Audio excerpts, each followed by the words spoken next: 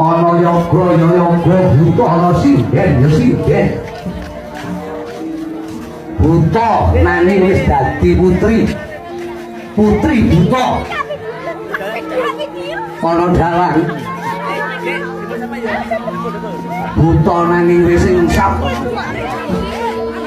warna-warna busane Sang Prabu Bawanaraka Sura ing Cinandra kanthi kaya panjraing Puspita.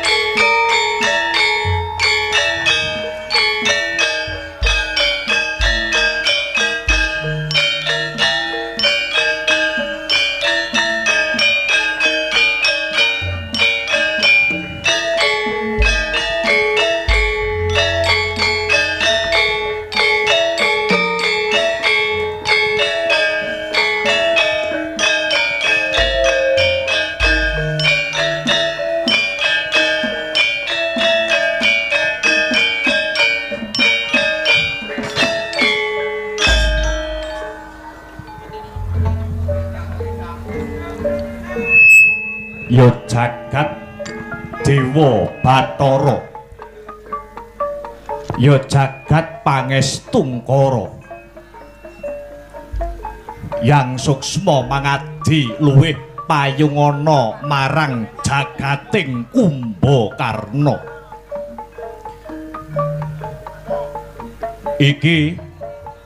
Iki yen tak sawang, iki yen tak sawang kaya adikku Yayi Gunawan Wibisana. Nun inggih Kakang Mas, Kakang Mas Kumbakarna. Oh alah adikku di Gunawan Wibisana. Kowe arep menyang ngendi Yayi?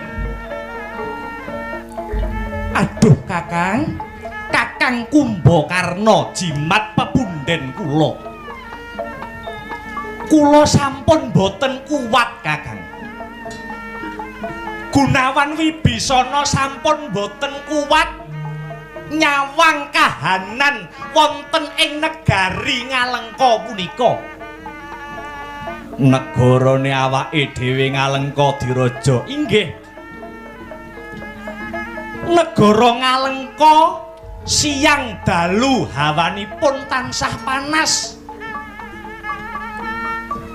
Awit saking watak angkara murkanipun Kakang Prabu Dasamuka nuwun inggih Kakang Prabu Rahwanaraja. Siang pantaraning dalu Kakang Prabu Dasamuka tansah nyebar lakunista budi candala. Dereng malih Kakang, dereng malih para pejabating negari Ngalengka sakmenika samya nengenaken sifat serakah dakah-dakah. Ora mikir marang kawula cilik, sing dipikir mung blenduke wetenge dhewe. Kamangka Kakang Kumbakarna, kamangka negari Ngalengka menika rumiyin dipun bangun kaliyan utah getihipun para kusuma bangsa. Lah bareng sakmenika sakniki negara Ngalengka sampun kecalan kiblat. Pejabat wakiling para kawula anane mung sikut-sikutan, jegal-jegalan, nyikut sing cilik, jegal kang ringkih. Sedaya sampun boten kenging damel patuladan, sedaya sampun boten kenging didamel conto.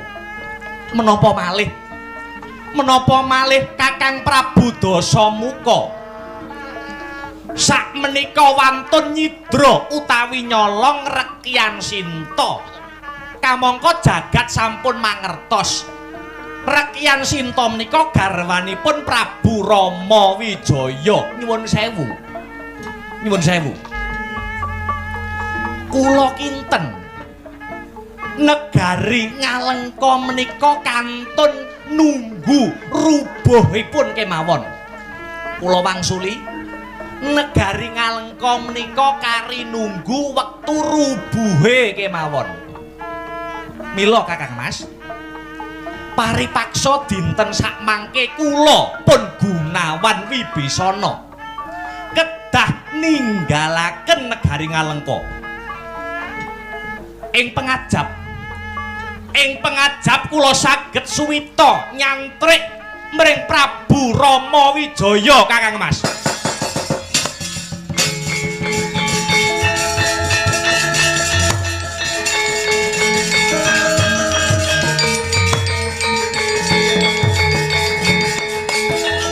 Wah, Gunawan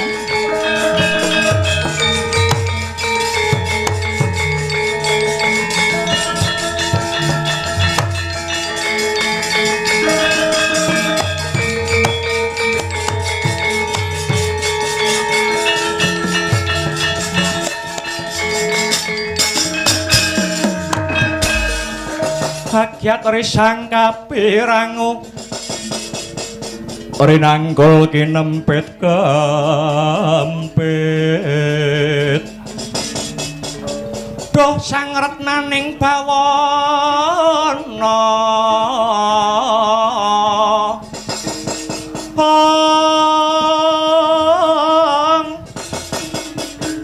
ya si tukang walangadi ya si tukang ngenesing tias ya si tukang kudu garing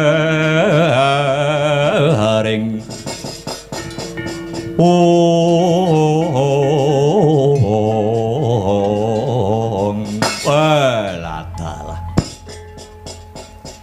ya jagat ya dewa ya Bathara adikku Yayi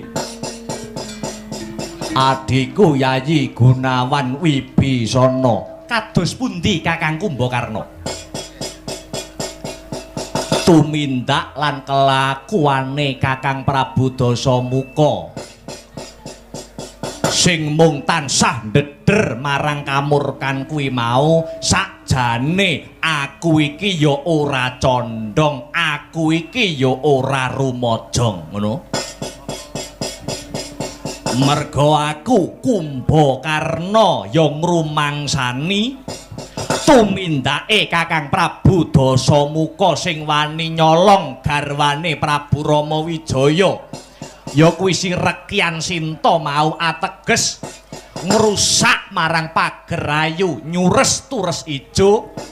Iki mengko mesti ndadekake peperangan sing gedhe Gunawan. Kawula cilik sing ora weruh abang ijone lelakon melu dadi korban wengise peperangan. Nanging Wibisana, nanging kados pundi Kakang Kumbakarna? Nanging yen aku ngalih saka negara Ngalengka, aku kon minggat saka negara Ngalengka kene isih abot rasaku.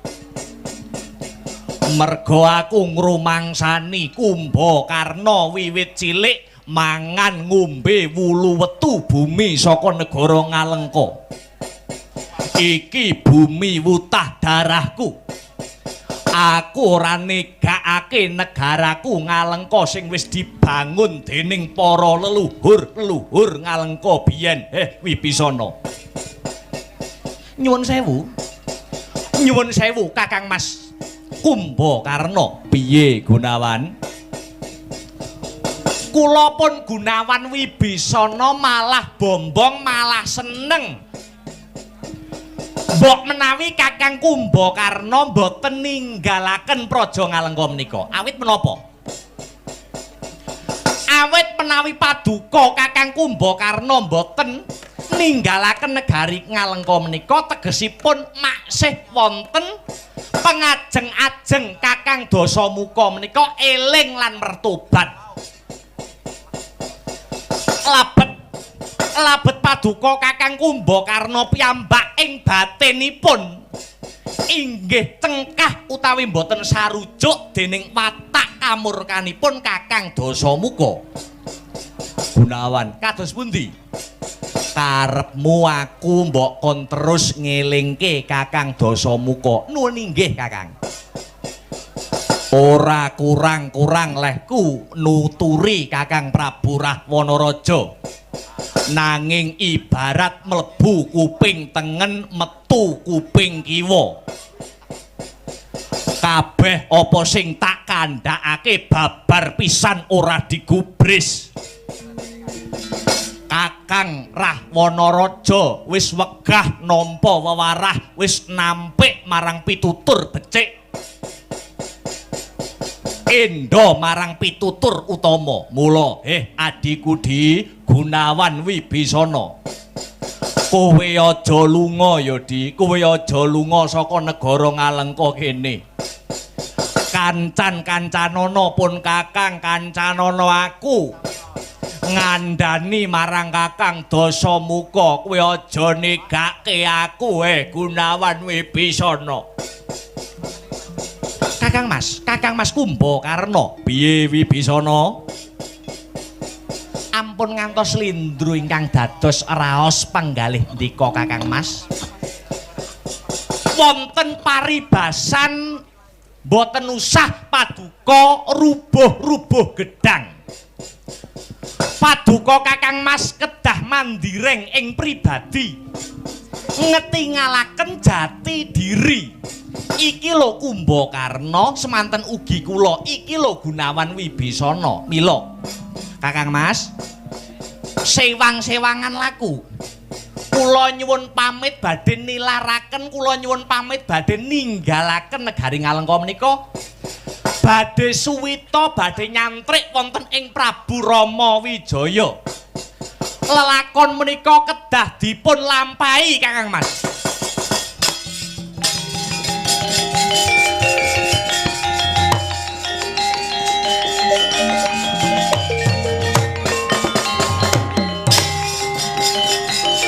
Wah. Gunawan Wibisana. Wah.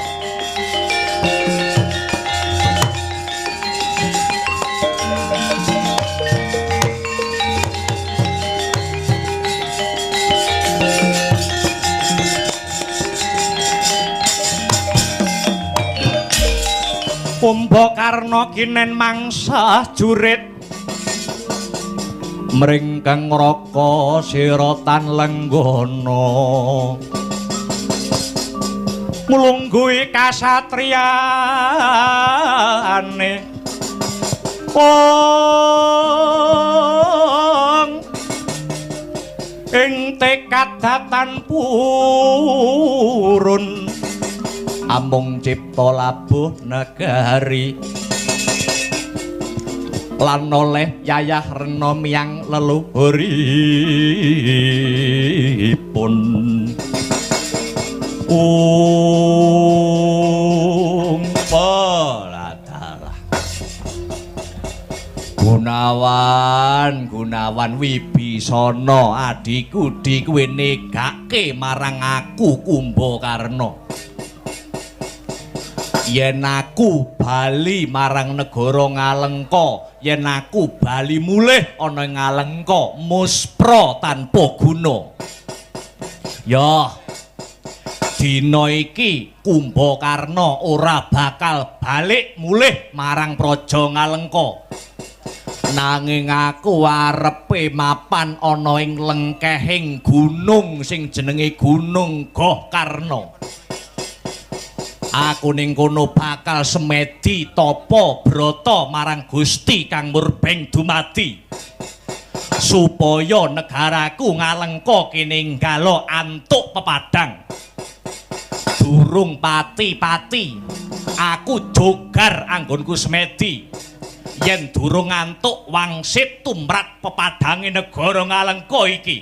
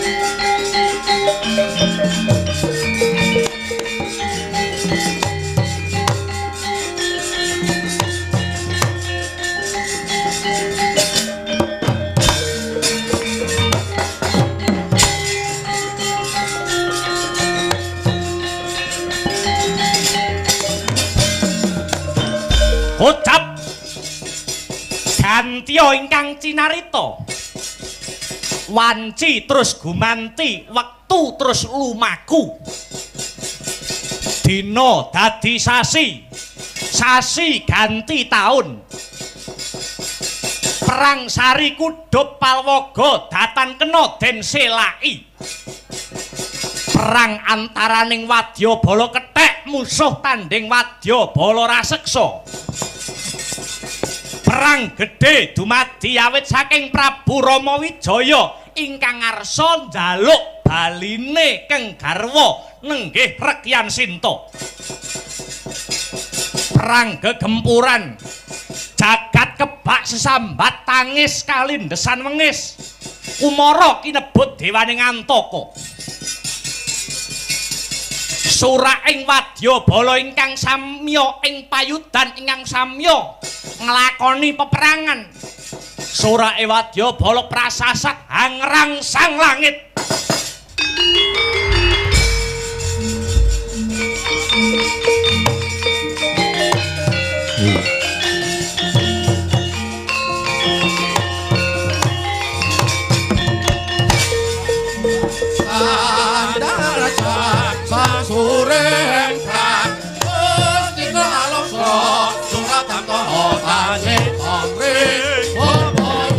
maju maju.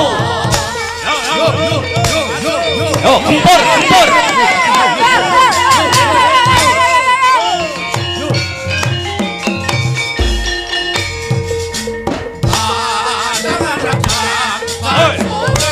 Oh maju maju.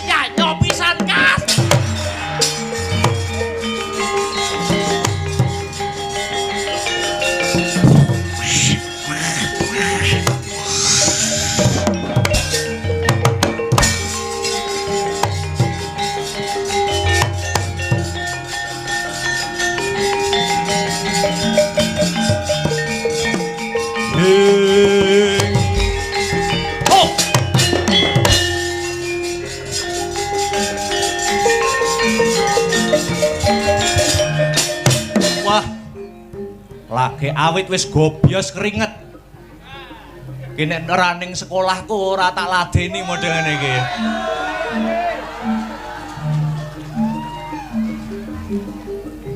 Ho. Ho. Siji, loro, telu, ambruk. Hot. Ho. Ho. Hot. Wah.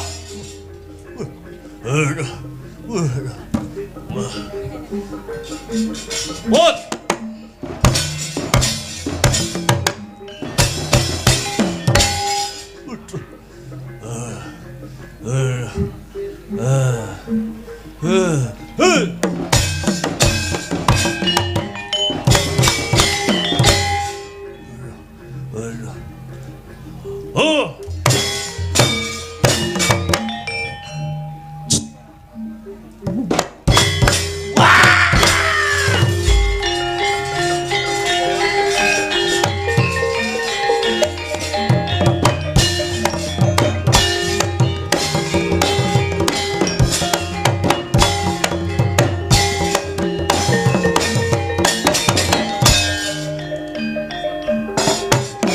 Ayo Burita Semada wani wayangan ra.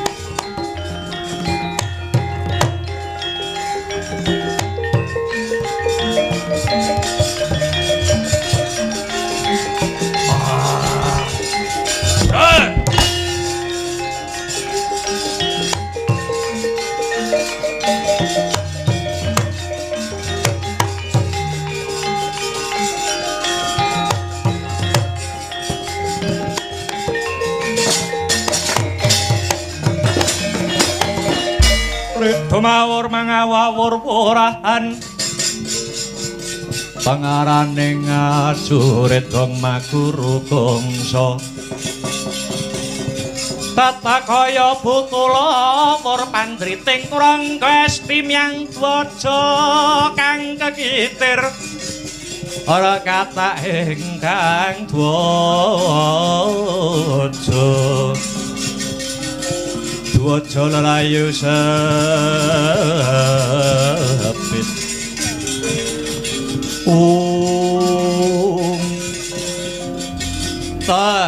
talah Iwang Tete Kala Rudra Mas Patik Raja Dewaku ana tengah-tengahing perang sing gegempuran iki tak sawang kok ana kethek dedeke cebol warnane biru ngaku sapa sing dadi jenengmu tambuh marang aku jenengku Jaya Anila ya bali takon ana wujuding raseksa sapa sing dadi jenengmu aku iki patih ana ing negara Ngalengka dene kang dadi jenengku ya kuwi Patih Prahasta sapa Patih Prahasta Jaya Anila ana paran yen kepengin kowe dawa umurmu becik kowe mundura kowe dudu mungsuhku kowe ora imbang kowe ora babak mungsuh karo Patih Prahasta mudeng ayo ora usah kakean sumbar kowe wis dadi sumpahe Jaya Anila gelem mundur yen wis dadi batang lho tegese kowe wani karo aku entek wedine kariwanine bagus dedekmu mung cebol musuh karo aku sing gedhe dhuwur kowe musuh karo aku ibarat musuh Prahasta kowe tak ibaratake timun musuh duren timun musuh duren timune sapa durene sapa timune kowe durene aku timun keceblokan duren dadi sewalang-walang mudeng kowe musuh lawan Jaya Anila ibarat kaya tomat musuh watu lah iki wis ora gelem kalah nek sumbar tomate sapa watune sapa tomate kowe watune aku tomat keceblokan watu mecotot utekmu kowe wah salah wis wani karo aku sentek wedine kariwanine maju kelakon tak geget siung pengapitmu bialiaran ngejak pirang dina ladeni kowe oh tibake mbat-mbat jalin dadi apa kowe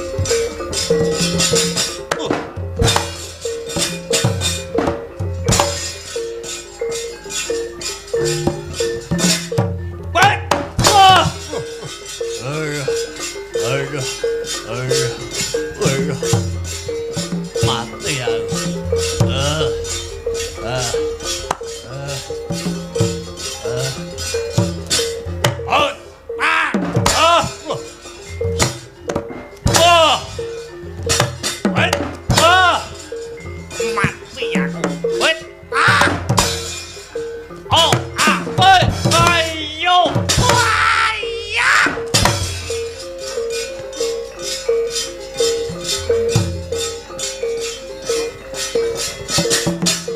Ah.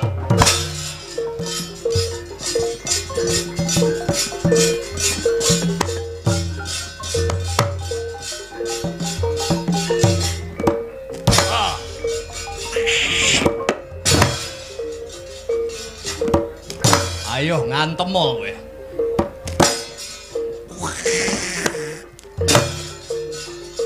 Oh.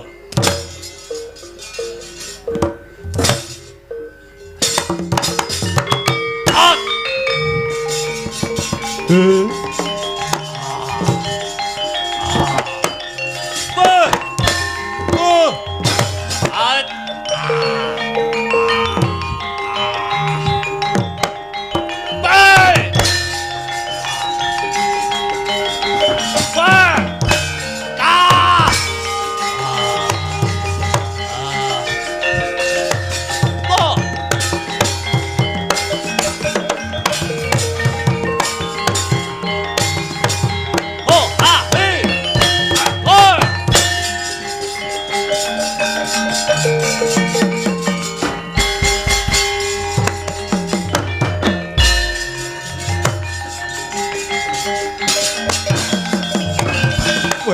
Dalah. Jagat Dewa Bathara ya jagat pangestungkara. Ya. Patih Prahasta ora kena sinangga enteng. Ya. Aku ora bisa menang musuh okol akalku sing tak gunake. Lena kawaspadanmu tak kepruk tugu pecah dasmu kowe.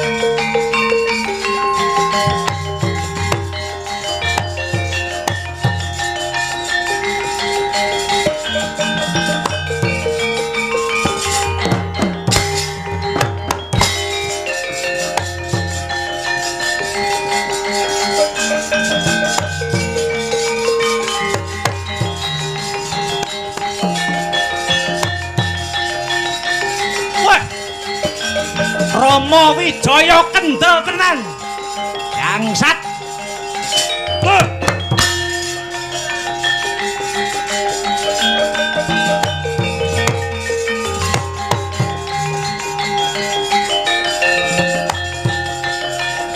Indrajit anakku, rene.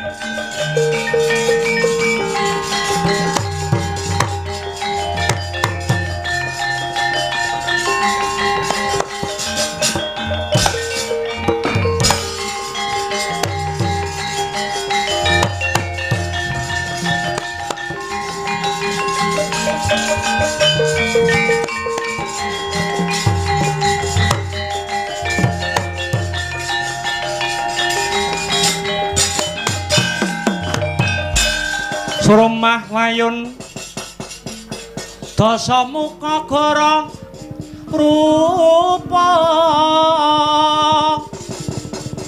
mangases kadyangin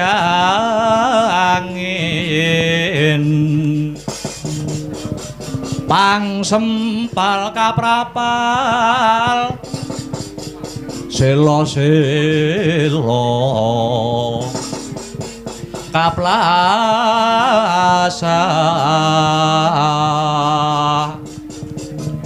satu lumayu mangungsi kagiat kakudo kang jaga bumi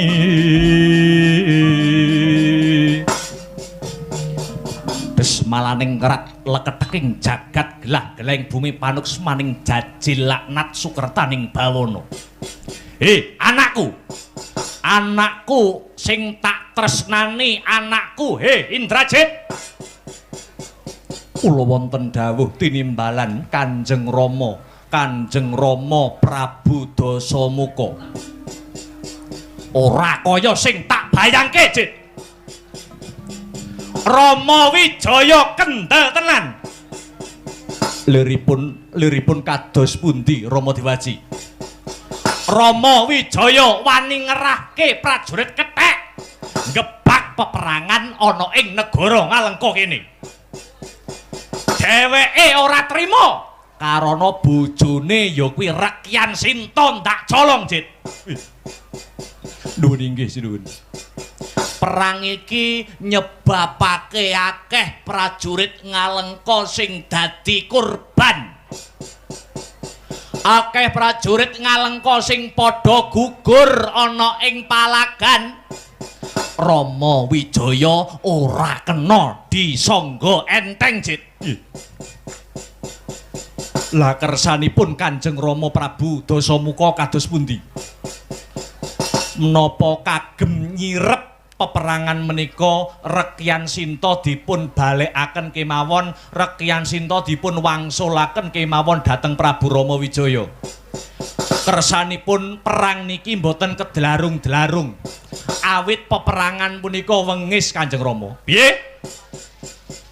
Aku mbok kon balekke Sinta, Aku mbok kon balekne Sinta ana Rama Wijaya, Nggih, lakar kados mekaten. Rungokno kupingmu, Jit. Wis dadi sumpahe Prabu Dasamuka, Sinta bakal tak balekke ana Rama Wijaya yen sirahku wis gumlundung ana ing lemah. Ngerti? Ora mung prajuritku sing wis mati, yen perlu negaraku lan jiwa ragaku bakal tak nggo tumbal kanggo peperangan iki. Kabeh iki tak lakoni mergo tresnaku sing gedhe marang Rekyan Sinta, Jit. Nggih.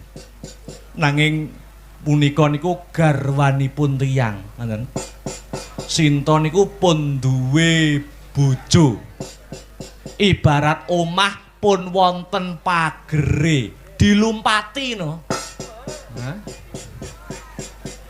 Njur yen bojone wong kon ngapake? Aku wis kadung tresna, aku wis kadung seneng. Rasa seneng kuwi ora iso dituku nganggo apa ae. Ngerti?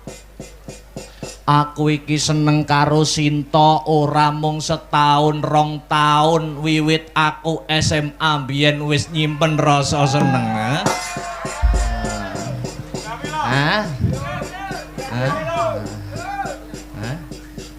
Aku ki yen nyawang aku ki yen ndelok Sinta ora kuat, Jit. Aku ora kuat. Dasare wonge ayu yen mesem ngungkuli madu. Kulite kuning nemu giring, rambute ngombak banyu, alise nanggal sepisan, mripate ndamar kanginan, lambene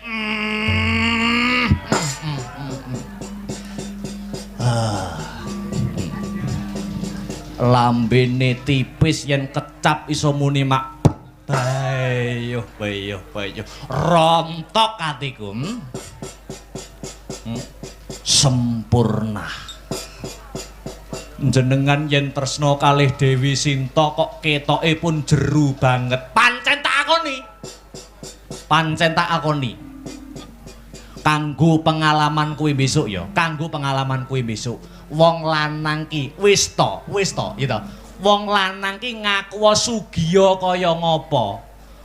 Wong lanang ki ngaku dalang sugih regane larang dhewe sak nganjuk ganteng kondang yen wis kegodha wong wedok ki goblok dadak. Hah? Nggih. Lah kembali ke laptop. Perang gekempuran iki wis akeh prajurit Ngalengka sing wis dadi korban kelebu. Patih negara Ngalengka ya kuwi Paman Patih Prahasta uga dadi korban wengising peperangan. Miturut gagasanmu piye, Jit? Nggih. Nuwune sewu sumela atur Kanjeng Rama. Piye? Kuncinipun jane mboten sanes keng Paman Parang Untara. Sapa? Paman Gunawan Wibisana.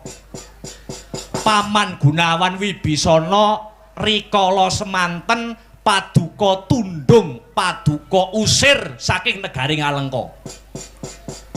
Pepuntonipun lajeng ambyur dados setunggal kekuatan kalian barisanipun Prabu Rama Wijaya. Mila Kanjeng Rama, mila menawi to prajurit Ngalengka kathah ingkang sami dumugining tewas.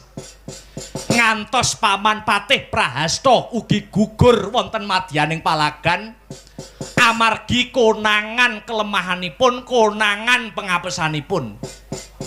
Sejatine inggih awit saking tumindakipun Paman Gunawan Wibisana ingkang nuduhaken pengapesan-pengapesan kelemahanipun prajurit negara Ngalengka. Weh. Pancen iblis laknat kae Gunawan Wibisana. Ora kena digawe becik.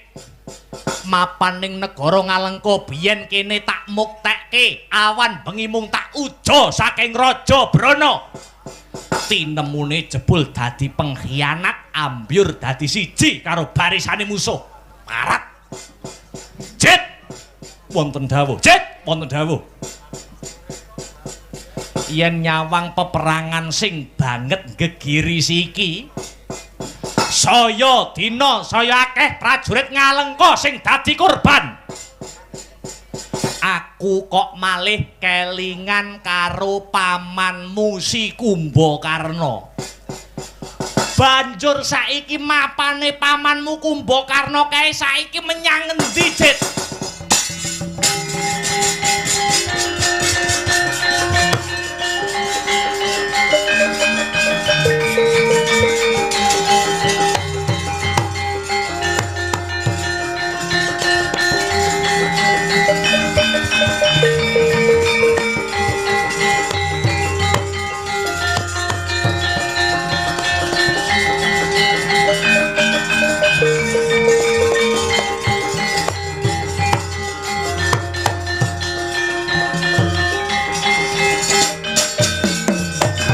Bumi gunjing langit kelap-kelap katon lirikin canging ris-risang maweh gandrung sabarang katul wukir moyak mayik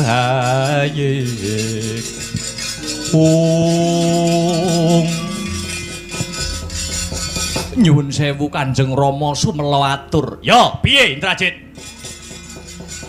Miturut kabar ingkang kula tampi, miturut kabar ingkang sumebar, pawarta ingkang warata,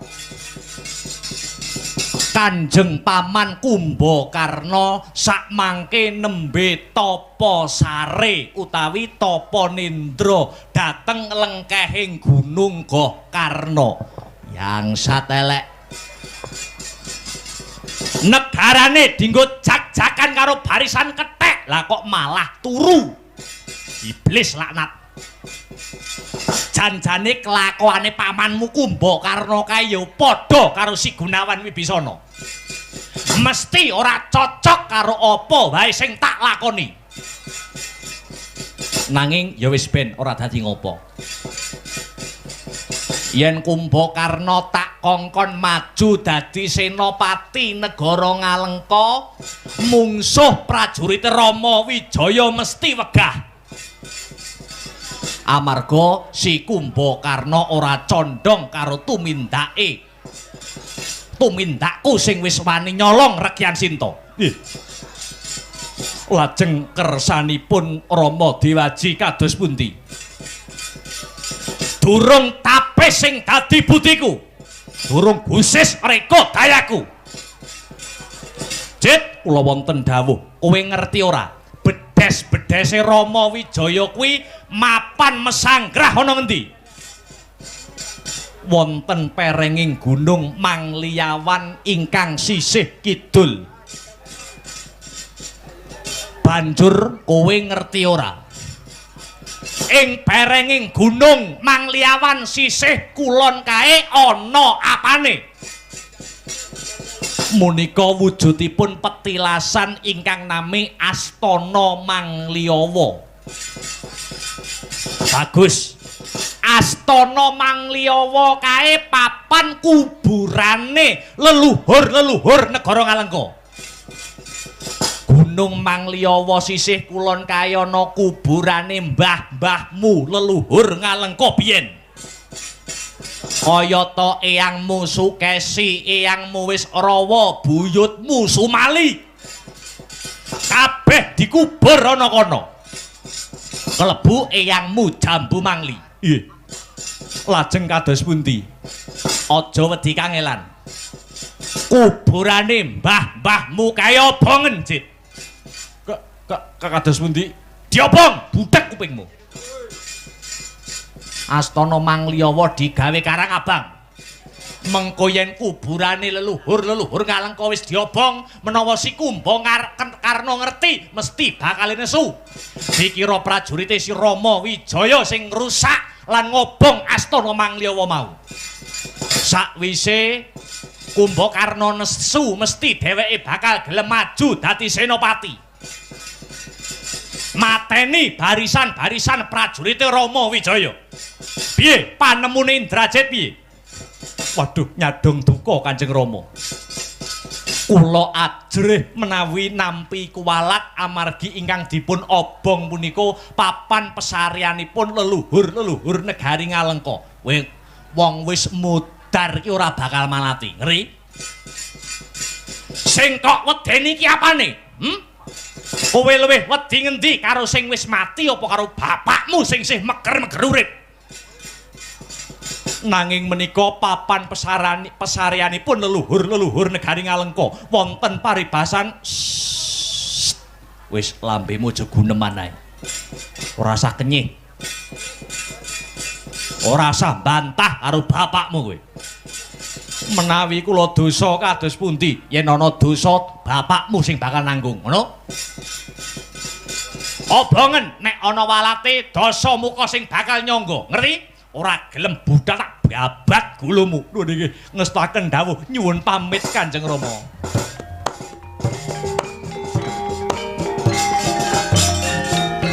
Manganjur laku ning angin buntur agraning arga.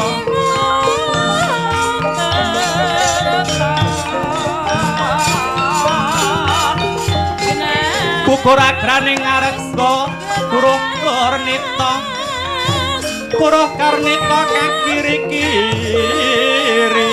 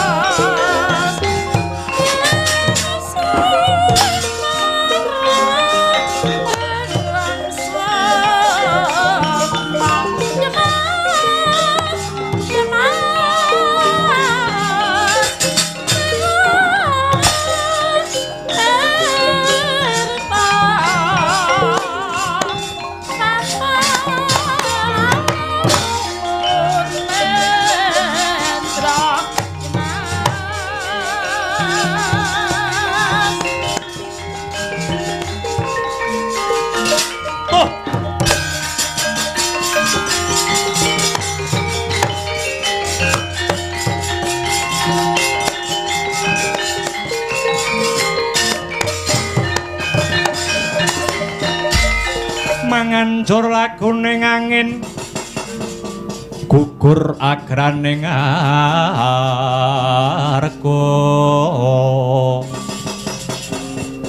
guruh gurnita kagiri-giri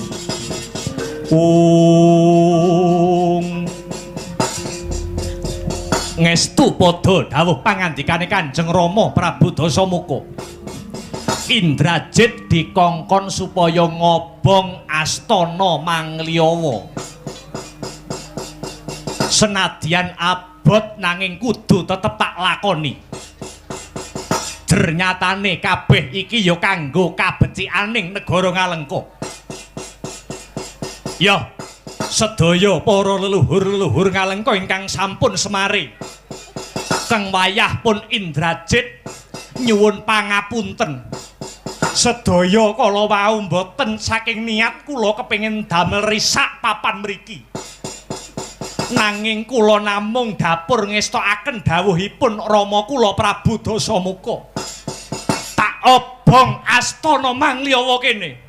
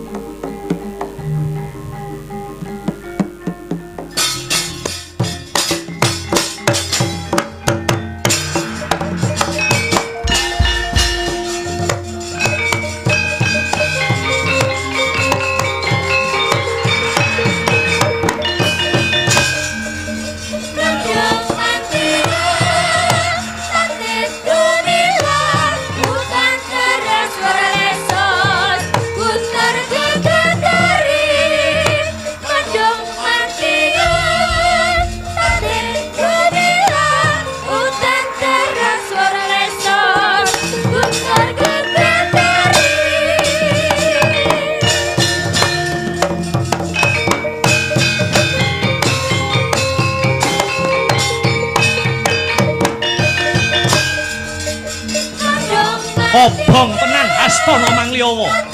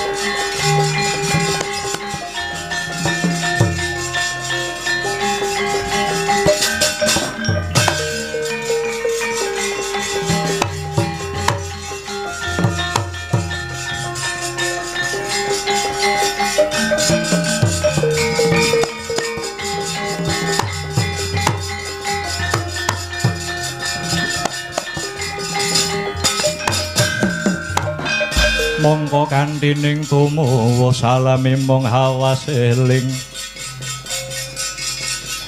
lukitaning alam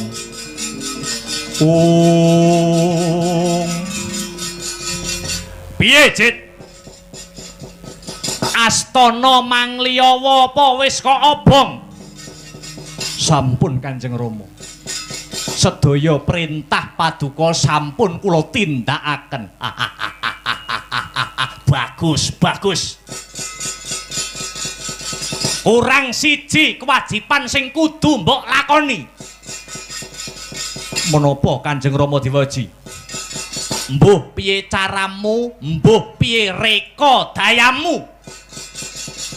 Kowe kudu bisa nggugah pamanmu Kumbakarna. Pamanmu Kumbakarna sing ana lengkeng Gunung Gohkarna sing turu dina iki gugan. Yen wis kasil mbok gugah aturana pamanmu Kumbakarna supaya madhep marang pun Rama. Makaten, ya. Aja kesuwen enggal budhal dina iki ngestakaken dawuh Kanjeng Rama.